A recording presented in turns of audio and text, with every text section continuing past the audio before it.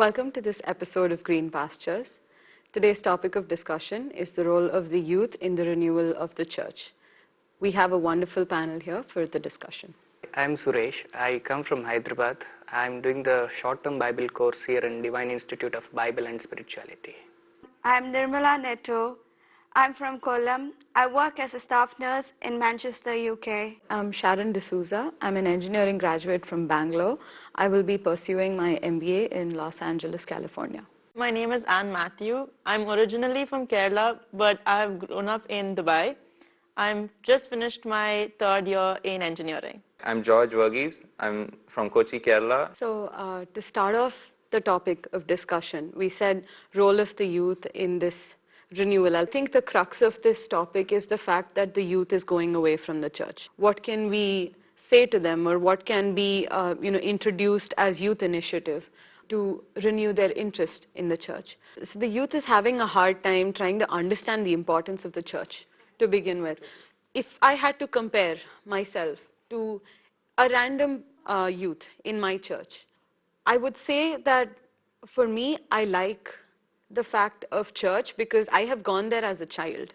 For me, it's become a practice. If I don't go to church, my parents would be angry. If I lived away from home and if I didn't go, the first question you will get over the phone is, did you go for Sunday Mass? Right? So, but there are youth whose parents don't really, care about whether they go to church or not. So, but that youth still needs Jesus, not that they don't. So, I'd say the youth probably don't understand the importance of the church because they've probably not been told. So when we say church, I'd like to emphasize on the fact that there is a foundation of priests and of nuns, of the religious life as a whole. The youth would need to be told more about the religious life. I don't think we have anywhere, or rather there is a lack of interest of the youth to lean toward religious life. They see it as boring, they see it as too monotonous and not fun at all. But then there are priests that we see in the Divine Retreat Center itself. For example, I think one classic example was when I came for the Power Retreat last year, and I saw Father Rob Gallia. It took me a while to realize he was a priest because he was so open about his priestly life, and he convinced so many people in the crowd to tell them that, religious life is quite amazing. And he has a social media following that sees him every day be a priest and be a lively priest at that. So I'd say probably the youth would need more openness from the church in terms of being told that this is what religious life is. It's not only about, praying all the time and things like that. There are aspects of the religious life that does prayer. There are aspects that does social work. So there are people who are leaning towards those things as well, and religious life is an option. For me, I think what happened was you had the period of Dark Ages, then you had the period of Enlightenment, then you had pre-modern era, then you had a post-modern era. So those are the typical eras that we've learned about. And at least in my school, in our architecture classes, we have history and theory of criticism. So we thoroughly looked at the Catholic Church during the Dark Ages and the period of Enlightenment.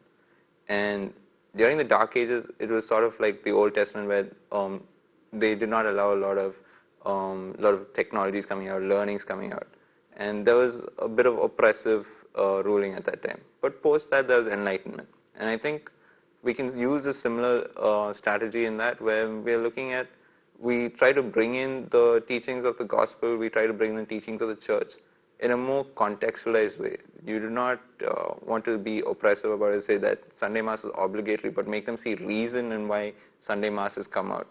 I think a lot of what modern media has done is made you more, it is asking you to question things also.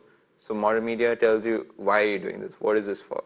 And then you're not getting an answer back all the time. It's usually like, the answer you would get from peers around you is that you have to do it. So that answer does not give you relevance. But when you see the relevance in it, then you start getting involved in it. So for example, when I went to Ahmedabad, I'm the only Christian South Indian in my class. So it's a bit odd for me because all my friends are from different religions. But I stay next to Xavier's College, and there's Xavier's residence, and there's a Father David. So Father David comes to me every now and then. He's my guardian. And he comes to me and he talks to me, but he talks to me very casually. And the way he engages me is not the typical way you'd see somebody engage, like if you see your grandparents in a more conservative way of engaging you, they'd start engaging you in daily life aspects. And like, for example, when I go for my project submissions, we have to stand in front of the central government. So these are like on-point projects that are like in front of ministers, in front of heads of state. It is not a joke. Like, we had Justin Trudeau coming in, and we were like really scared. We had to ask him questions. We had CNN, BC at that time. And so during that time, before going there, I did speak to Father David. And Father David came to me and said, keep cool and just let yourself be calm in the end. And just say a prayer, just say an Our Father. I still have a card from me, an Our Father card from 5th grade, I think, which I still carry around in my wallet to this day. Because there is certain comfort in it, and it gives me peace.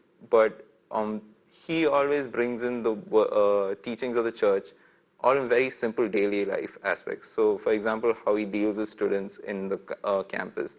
He deals with them in a way that the church, or your typical church you'd see, wouldn't deal with it. Like, you'd say you have to go to church, but he tries to make sense, see the point in going, the relevance in going to church. And then that way also, Sunday Mass and Saturday evening Mass has become a regular thing. Saturday evening I'll go for Mass, see Father David, we'll take a walk around our campus, and then that's the end of the day. So for me at least, Jesuit priests have been in my time for quite a long time. So when you say youth coming in to revive the church, I think the youth, the way they come in a new way, is that the church doesn't expect you to become a priest or something to be a person of the church. You can do what you do, but do it in the faith of God and do it with God. And then that way you may see relevance coming in your life. And at least when I want to grow up, I want to work in the UN, I want to work with the refugee centers. There are ways for you to work with the church, there are ways for youth to give relevance. So don't always look at corporate life, don't always look at obligatory and be rebellious to it. Start trying to find relevance, and when you're questioning it, question it with an open mind, I guess. I have a parish priest who is very engaging. I mean, I was new to my parish a year ago because, we moved houses.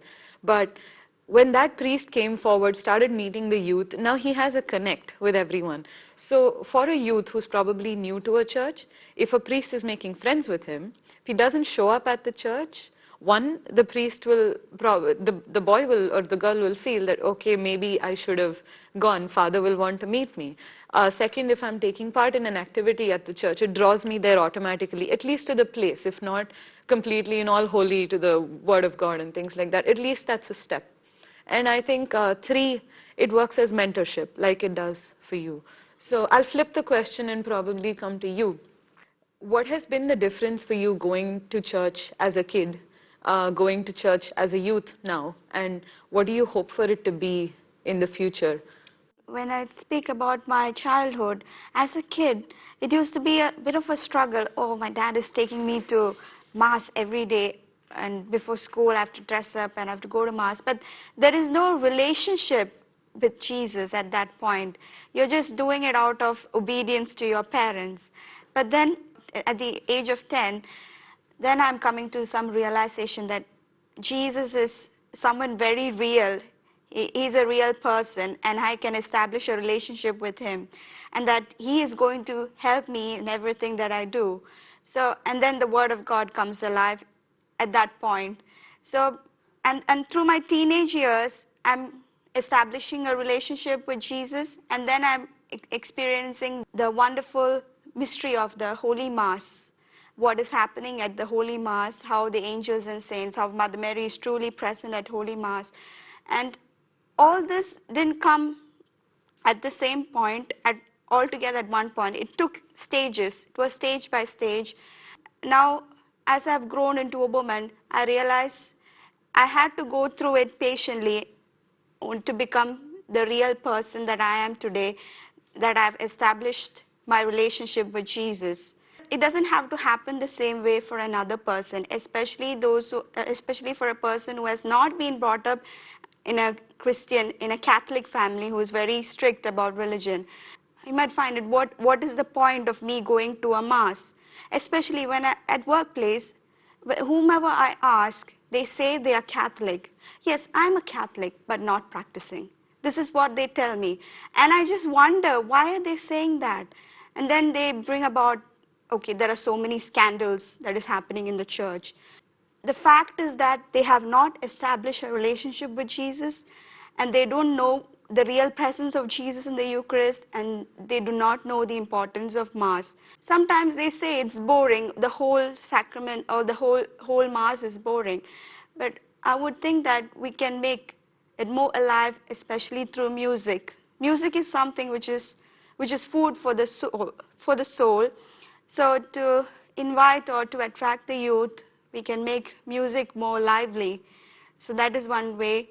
And then, as you said, we have friendly fathers, especially when the priests are friendly and they invite the youth through their homilies. When they make the homilies more attractive, they say it in a story type, then, the children are attracted to it. So that can bring the children back to the church. Like you said, I think music plays a really important role. I think the youth can really participate. You're about to Just before we move on, like you mentioned something about the scandals, right? Yeah. And the renewal of the church, I think in one way that they have changed is that they've realized that by suppressing things like whatever is negative about the church or whatever can show a negative light of the church, by suppressing it, it just defeats the point.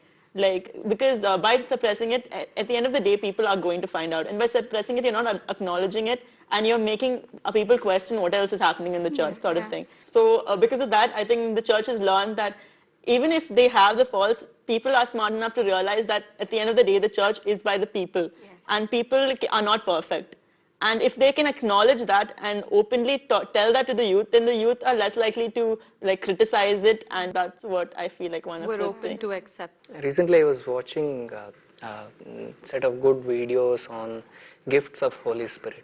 The first video, in fact, is about God's love. And the father, who is an American father, he says that no matter in what situation of life you are in, either being a sinner or being a holy person, at the end of the day, God's love is the deepest desire of every human being.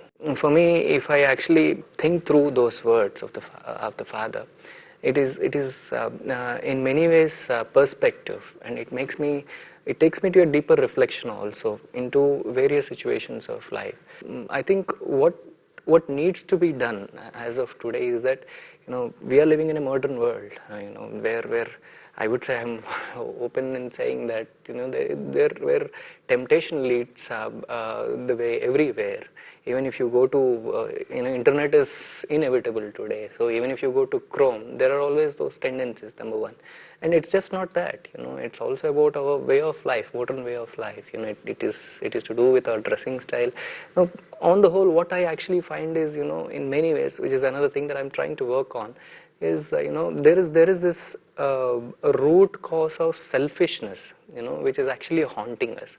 And again, if you actually go to why people are becoming more and more selfish, is that they're wanting that recognition, that recognition which is to do with desiring for such a love. And it's only the God's love which can really satiate people. I think going forward, if I have to actually see how youth can take an effective role in building the church, you call it renewal or building the church, I think what needs to be taught is that the difference in the happiness or the joy that the world gives, the joy that the Lord Himself can give. The happiness that the world can offer is absolutely temporary. I can say that by experience. But the joy that comes from the Lord is absolutely satiating. And it goes with the word of Jesus, where He says, I am here to give you the living waters, life in abundance. So I think it can be anyone. It is not necessarily priests, nuns, even people who have really saw through that young age, youth age, to definitely tell the youth that there is a difference in the joy that you are seeking. The joy that you actually are seeking is the true joy that only comes from the Lord. It does not come from the artificial world that you are living in. So I think you brought in the perspective where we're saying it's not just the church that needs to do something about bringing back the youth, but the youth actually need to take a step towards the church as well. And when we say that, what works with the youth would be the question for the church. And for the youth, it would be, why should I go? So I think we answered the question. I mean, we at least attempted to answer the question of why should I go. One, it makes us, for the people who have experienced it, they have stories to tell about how amazing it is. So as a youth, I'm curious, I will go and see why. From my viewpoint, I'd say what works with the youth is probably technology. And I think we're doing more of that as it comes with, TV channels and things like that. But the youth moves so fast that when the church makes it to the TV, the youth is probably on Facebook. When the church makes it to Facebook, the youth is on Twitter. And when the church makes it to Twitter, you're on Instagram. It's like that. The youth moves fast. The church is trying to catch up.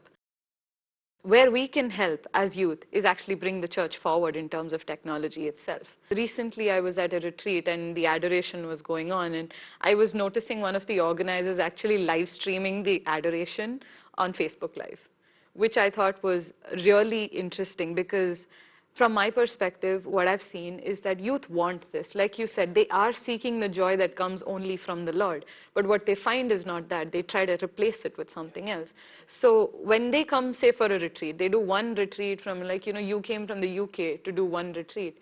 Then they go back, and then they don't have that anymore. But the whole world is there with the temptations, like you brought about. And when I have a Facebook live stream that can take me back to what made me really happy and reminded me and gave me Jesus, I can look at that and say, wow, this is really there. I experience it over technology. So I think from my viewpoint, I'd say the role of the youth is at least some youth who have experienced Jesus need to bring that Jesus to the rest of the youth in line with the church. A great idea, in fact, especially in the modern world. Since we have developed so much, I truly believe that some of us who are already part of the church, who has experienced Jesus, take it to the newly advanced technology, make use of it, and bring the church life as the youth has come up, then it would be a great impact on their lives as well.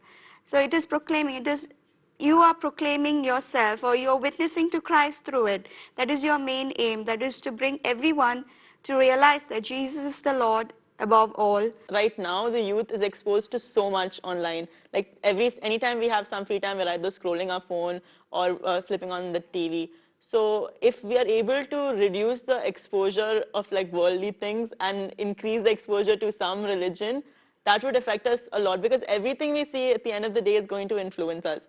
So if we can, like, by using like Goodness TV, for example, is a very good example, and then like more channels on YouTube for religious things, and it doesn't have to be all so like in a format which is very difficult to digest for the youth. It should be made into like a more interactive, so that the youth can, it's like a two-way dialogue. And I feel that way is the only way that we can get the youth involved. Well, from my personal experience, I only joined Facebook like a week ago. And I've always followed a zero active footprint on the net for me, because for security reasons, I do not keep myself online. But I had to join Facebook recently. Facebook was interesting, it connects with people. But I think as a youth also, the church does give you opportunities. So in school, somehow I ended up being an altar boy in my school church. I do not know how that happened, but it happened. And after I became an altar boy, I think after that my mom joined the choir at the church also. I used to be the deacon. We used to be called deacons, but we're not deacons. And we used to like stand up and read out all the passages and all the in-between parts. But that time, like, I noticed my brother and my father all like trying to catch me, like where I'm going. But at the same time, I think they were also becoming more attentive in the church. I think there was a point where our generation started like sort of sleeping off in church, and church is quite peaceful. Like if the choir is equally peaceful, you also are very peaceful. But I think when I became an altar boy, like people started paying attention. I know my friends started paying really close attention. That was probably one interesting way. I came to Facebook recently. I think Facebook is a great way. I think the Pope is reaching out to a lot of the youth. He finds it important through Twitter. And I think that's great. And that's fantastic. But a lot more might happen with us as individuals within our families trying to bring that out. So that altar boy part was, like when I was sitting here and trying to figure out what had happened in my life, that altar boy, me being an altar boy, and really touched upon my family. One of the things that my spiritual mother has always taught me is in everything you do, keep a daily schedule all the time. My mother comes from 2 generations before me. By the grace of God, she has always been able to keep up with the pace of the generation. So I think we can keep up with the modern world, being spiritual also, but then spirituality or your preference to God should always weigh high, to the modernity. We talked about how religious life should be made more open, made more, not attractive, but made known about, so that the people who are at least leaning towards it feel a greater pull towards it. We talked about how family can be a very good impact area, as a youth for us to be able to impact the church. We did talk about technology, so everyone listening on this program will probably be able to pick at least one of the things that we talked about and be able to make it, a nice renewal in their own way. I think all of us should be able to do it our own way. I believe Pope Francis has unraveled so many mysteries. In the UK, now he has opened to the lay people to join the deaconship. That means even if you are a married man, you can become a deacon and do all those ministry of the sacraments, like blessing of a marriage and conduct service of the word and communion, even if there is no priest available. So that is a great opening for the youth. So I think Pope Francis is doing a brilliant work. Thank you very much for being on this episode of Green Pastures. Until we meet next time, stay blessed.